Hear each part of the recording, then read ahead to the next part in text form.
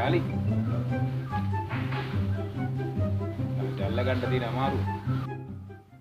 ග්‍රාමසේවක මහත්තයා. එන්න ග්‍රාමසේවක මහත්තයා.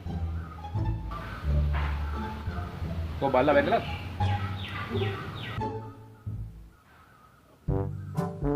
බල්ලා බැදලා කියන්න මන් දන්නේ.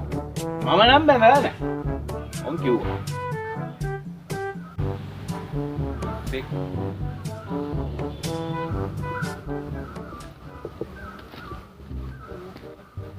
මේ මම තමයි මේ විස්තර ටිකක් ගන්න ආවේ.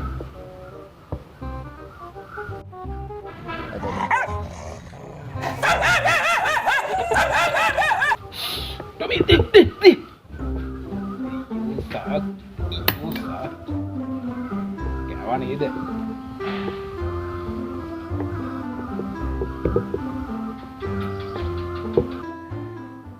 දැන් බලනෝයි වෙච්ච වැඩේ.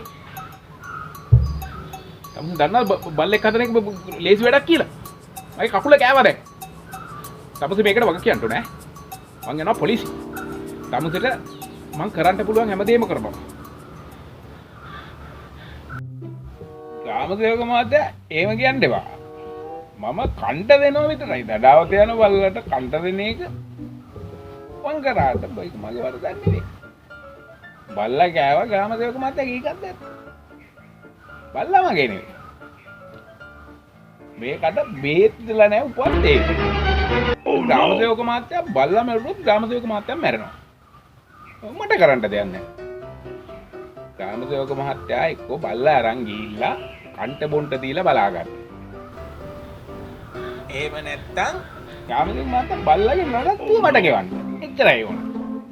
හරිනේ. දැන් තමුසේ කියන්නේ මන්ද තමුසේට සල්ලි දෙන්න ඕනේ. බල්ලා කෑවේ මගේ ඈ වේදනාව මට මං තමුසෙට වන්දි කියවන්න ඕනේ. මේක යපාගේ නීතියන්නේ. ග්‍රාමසේවක මහත්තයා මට හැමදාම රුපියල් 500 ගානේ ගෙලක් දෙන්න. හරිනේ?